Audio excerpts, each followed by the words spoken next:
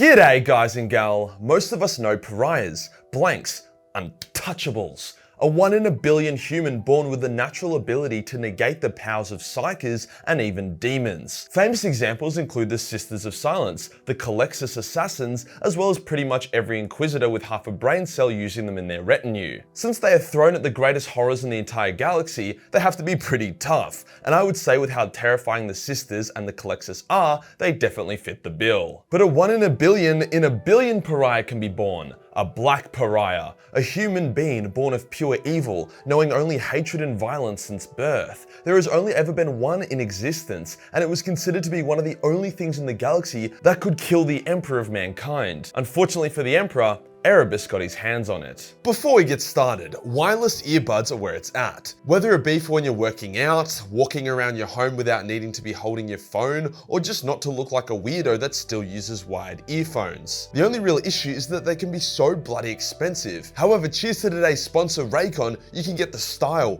quality, and convenience of the best earbuds on the market without having to remortgage your home or, sell your kidney. Wireless earbuds are seriously one of those things you don't realize you need till you have them, then you wonder how you survived without. Great sound, up to 32 hours of battery life, noise isolation, gel tips so they fit perfectly, and so comfortable that you'll forget they're even in the first place. As someone that absolutely devours Warhammer audiobooks, because it's my job, being able to do that now as I walk my dogs or travel in Ubers or airplanes has been a game changer.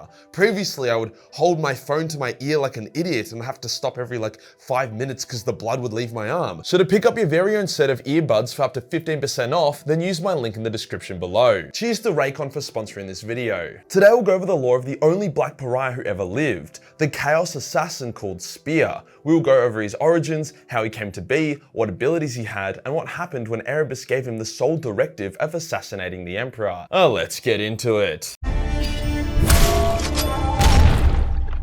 The Black Pariah didn't just come out of the womb as this demonic mega assassin with the power to kill the Emperor. Sure, he was different and powerful from the get-go, but it's what happened to him after that made him such an overpowered monster. Born just before the Horus Heresy, the Black Pariah was found by the Colexus Assassins and was noted for his unique gift, which I'll get to in a second. They experimented further on him, unlocking his innate potential, which was the ability to drain the power and life force of someone else, usually a psyker, and then blast it back into them, destroying them completely. Usually, the Colexus need to use a device called the Animus Speculum to even come close to what a Black Pariah could do with his own natural power. However, the Black Pariah was evil as shit. After all, he did kill his parents as a child, and while his powers were cool, the Colexus were able to do the same thing with a helmet, so it wasn't like a must-have or anything. Hence, they did what any reasonable person would do, put the Black Pariah on a ship that was directed towards the sun. Nice. Unfortunately, Erebus had been furiously masturbating to forbidden Slaneshi hentai at the time, which somehow resulted in him uncovering the importance and location of the ship heading to the sun. How did Chaos find out about a random ship with a high-value pariah that also had Sisters of Silence guarding it? Unclear and unimportant. Erebus found the Black Pariah who, in its fear, was able to kill a word bearer with its power. This got the first chaplain's attention and he bound the Black Pariah, called Spear, to his will. Erebus wasn't just satisfied with some retard who could come blast psykers though. Spear had zero chance of killing the Emperor in this current state, so Erebus somehow removed Spear's blankness and then shoved a demon inside him, creating a near-perfect combination of man and demon. How did he do this? Unclear. But removing the blankness from a pariah has been done before in the lore, so it's not impossible. Once the blankness was removed, he then summoned a minor yet powerful demon from the warp to infuse Spear, turning him into this mega raid boss dude. This combination of man and demon enhanced Spear's Black Pariah powers greatly, meaning now as long as he had tasted the blood of someone, he could easily consume their essence while simultaneously blowing them to ashes. He also gained numerous other powers, such as extreme strength, speed, durability, regeneration, the ability to change his form to not only become more combat effective, i.e. grow spikes and mouths and shit, but also to shapeshift into people he had killed or at least taken a bite out of. He could take this power further, eating their soul and then genuinely merging with them, allowing the person he just ate to take control and live out their life while Spear lived within them. This sounds kinda stupid until you realize that because it's such an advanced mimic, any machine will detect them as the person they're pretending to be, and even psykers won't be able to tell. Reading their minds minds will just show the thoughts of the host. Hell, even the host doesn't know they're being possessed. It's perfect for remaining completely undetectable and then striking at the perfect time. Spear has a subtle degree of control over the host when the host is in command, able to slowly nudge them this way and that. However, there was a fatal flaw with this intimate way to morph into someone that Spear would learn about the hard way.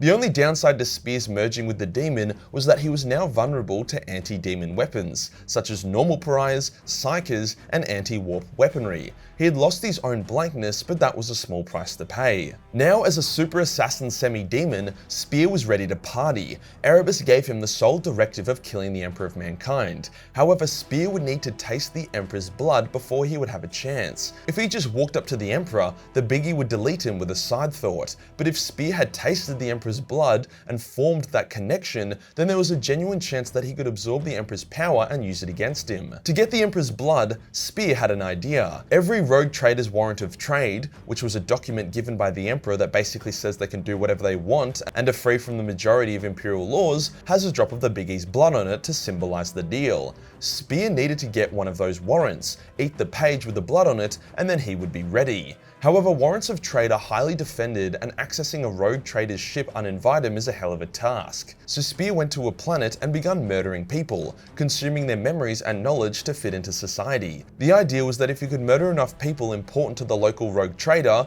called the Void Baron, then the Baron would be forced to come fix the issue himself, which would put his warrant within Spear's grasp. Spear would go on to kill a talented detective who had an extremely strong moral compass. Spear decided that this detective would be the guys he would use for the Void Baron's arrival, hence he merged the detective's soul with his own, using him as his superhost. The detective was investigating Spear's murders, not realizing that he himself was now Spear, if that makes sense. The Void Baron sends two agents, a talented operative and a psyker, to investigate.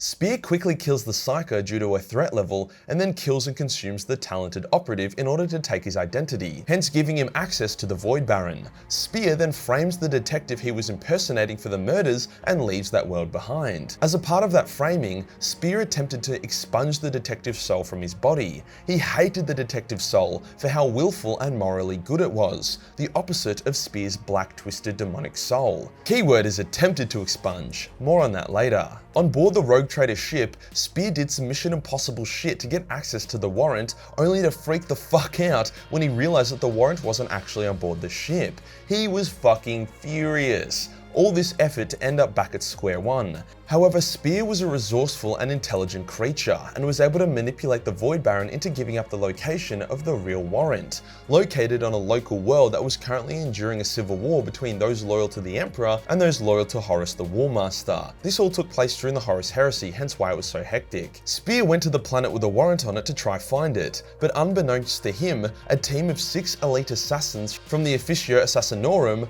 one from each of the main clades, were also active on the planet with their own mission to try kill Horus. Coincidentally, Spear had been unleashed against the Emperor at the same time that the assassins of the Imperium were unleashed against Horus. The best part is that Spear was totally unaware of the assassin's presence and they were unaware of his. He locates the warrant, which was about to be shipped off-world to safety, and using the guise of the operative, starts to manipulate the people holding it into giving it to him. However, the Calexis, one of the 6 from the execution force, was also there at the time and was like, "Hold on, dickhead, you smell like pure evil," and then she cum blasts him. Spear is like, "Fuck me, Calabunga it is then," and unleashes his power, shooting out tentacles and spikes and teeth and shit and killing everyone around him. Despite a good effort, the Calexis Pariah is no match for the enhanced Black Pariah, and after a short struggle, Spear is able to consume the Calexis' essence and destroy her. She dies screaming. The Venenum, another member of the execution force, gets badly wounded, but is able to flee in order to warn the rest of the squad. It's too late though. Spear gets the warrant and finally consumes the page with the Emperor's blood, giving him a direct link to the Emperor's soul and potentially a method of killing him. Spear begins attempting to get off world or signal Erebus for extraction. However, the civil war complicates things. Just as Spear is preparing his ritual to contact Erebus, the remainders of the execution force, which is a Vindicare, a Calidus, and a Pariah Vannis, or for those of you that aren't mega virgins, a sniper, a shapeshifter, and a super nerd, arrived to fight Spear with the Venenom dying of her wounds. The Eversaw, who was also part of the squad, had previously died like a Giga Chad, Leroy Jenkins charging a group of Space Marines. After a protracted fight in which Spear was shot, stabbed, hit with an anti-warp grenade, and just all round had a bad time, he managed to kill the Vannis and then finally beat and killed the Calidus by impaling her, then ripping off her face before eating it. Dude was brutal as fuck and may or may not have had a hard-on for Mortal Kombat. Just as Spear basked in his moment of triumph, finally free of distractions and enemies, or so he thought, the Vindicare shot him in the head with a scattershot bullet from his sniper. As the bullet penetrated Spear's skull, it exploded into thousands of fragments, completely and utterly annihilating his brain and killing him.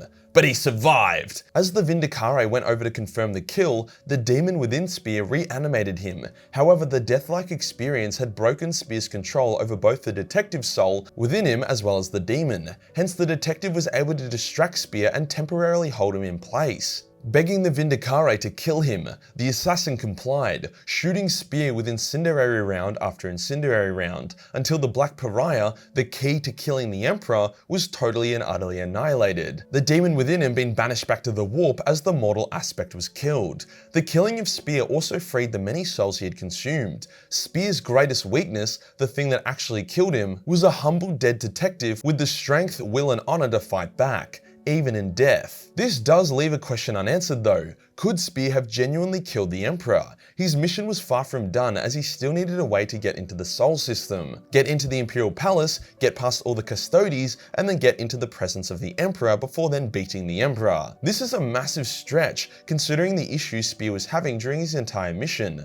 While the lore doesn't make it entirely clear, Erebus and Spear were confident he could kill the Big E, whilst others were very doubtful that Spear could even harm him in the slightest. I don't think he could have killed the Emperor, to be honest. The Big E is just too girthy. However, it is also said that the fight they would have had would have caused a massive psychic blowback, which would have done a lot of damage to Terra, likely knocking the Astronomicon out for a time and even seriously wounding the Emperor. So regardless if Spear could or could not kill the Emperor, the effects would have been extremely devastating for the Loyalists. Hence ends the tale of the first and only ever Black Pariah. If you enjoyed the video and you want to support the channel, then pick up a Majorkill plushie. We only need to sell 30 more to hit our target, and each purchase comes with a custom video message from me upon request. You can ask me to say or comment on whatever. Hit the subscribe button, then hit the real subscribe button for more black content. Join the Discord for more memes, and I'll see you on the next one. Peace.